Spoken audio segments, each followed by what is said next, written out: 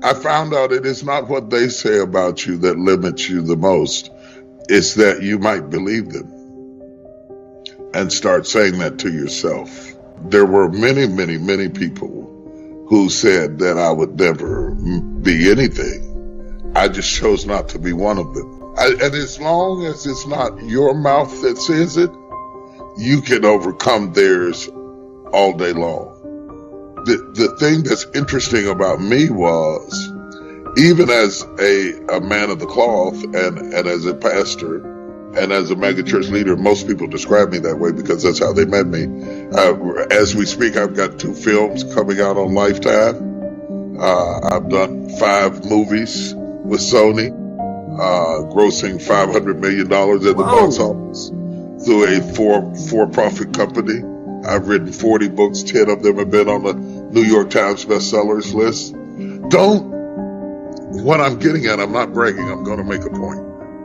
Don't let people describe you, because if they do, they will incarcerate you.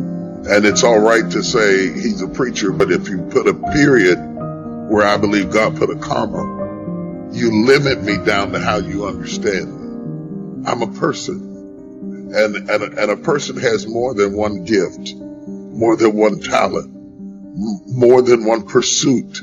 And if you've got a great job, that's good. But there's more in you than what you do. And to explore all of the possibilities and all of the potential, do everything, and do it scared, because you're going to be scared. Every time you get out of your comfort zone, it is horrifying, but it is also titillating, and it is also inspiring, and it is also nerve-wracking.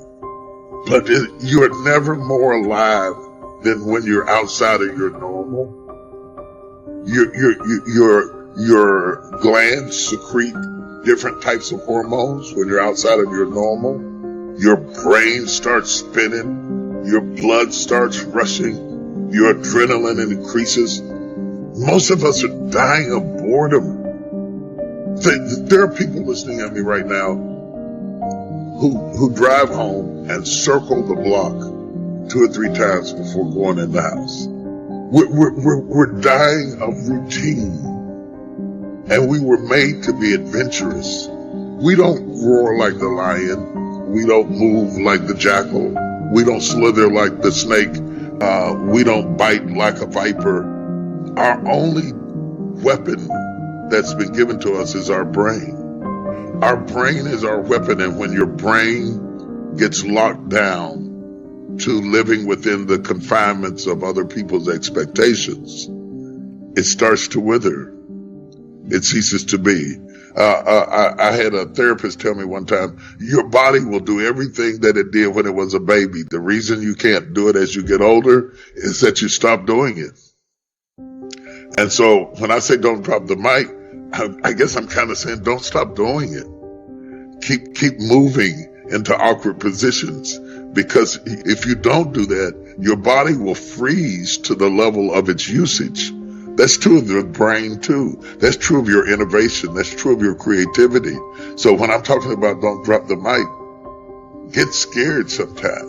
Get where you're not the boss. Walk into a room where you're not the teacher.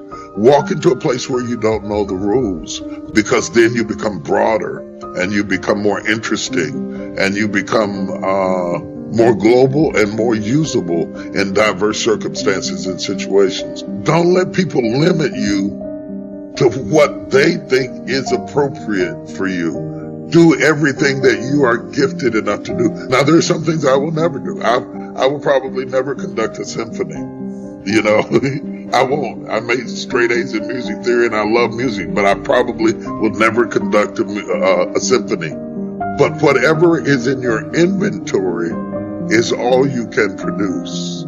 First of all, you have to recognize you have a tree and stare at the tree till you look at what it could be. It's much like raising a child. You look at a child, you look what he could be, what she could be. What your responsibility is to take what you have been given and turn it into something that it was not when it was originally handed it to you. And to shape that and mold it and sand it and nail it and glue it and put it together and work with it. That's the work of men. It does require an investment. It does require commitment, especially when you come up in an age that everything is controlled by a button. Process sounds hard, but the best things in life require process. And if you run from the process, you alleviate the promise. In order to get to the promise, you have to go through the process. In the process of going through all of that, guess who gets the most? It's not the table or the tree. It's the person who shaped it. Because you say, oh, I didn't know I could do that. Maybe I can make a chair. Maybe I can make an automobile. Without what I'm talking about, we wouldn't have airplanes. We wouldn't have spaceships. We wouldn't have television. We wouldn't be Zooming. We wouldn't be communicating like we're doing right now if somebody hadn't taken what they were given and making something more out of it. Everybody listening at us right now has been given things that if you can either leave them as trees and sit up under them and drink lemonade, or you can say, I could make a house out of this. Our forefathers took trees and built houses and chairs and tables. We cannot be the generation that suddenly says, that sounds hard.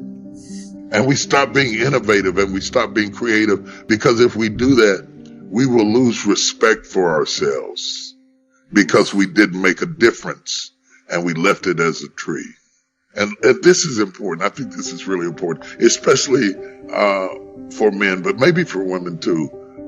We keep trying to hold on to our last season without discovering the beauty of the season we're in now. We're in the gym, we're running, we're doing everything we can to hold on to 20, as if something were wrong with 40. Instead of exploring 40 and pivoting, it's the word, pivoting into the beauty of 40. There's a beauty at 80. If you sit down and talk to an 80-year-old man who is happy, there are things that he's happy about that a 20-year-old man hadn't even touched yet. He doesn't even have a clue. He doesn't even know that exists yet. And so seasons, stages, and ages have repercussions on how we get along. And so we are constantly in motion. We are constantly evolving. We are constantly becoming. And we must not despise that transition. Because number one, it's inevitable. It's going to happen anyway. And number two, you will miss the beauty of wrinkles, of gray hair, of love through wrinkled eyes. You will Botox your way into missing the beauty that comes to be a grandmother. There's a beauty and a charm and a finesse and a wisdom, but we are so obsessed with what was. And I think that it's something to be said. If you are leading and if you're living, we have to deal with cross-generational realities, even though we might all be people of faith, or we might all be atheists or agnostics or whatever we are. We're at different stages of life.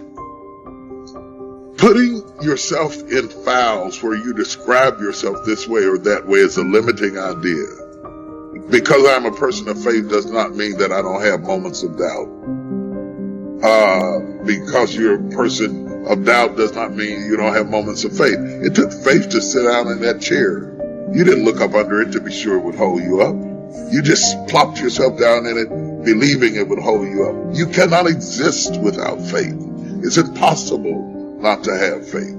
You don't send somebody out to see if your car will start before you jump in it. And so we're not that far removed from one thing or the other. But once we learn a label and we teach what that label means, now we're trying to live up to being in that label. And you might be at a different stage where your soul opens up to an idea that you never thought you could listen to. And a black guy from Dallas, who's twice your size, bald-headed, gray-haired, preaching and get something out of it.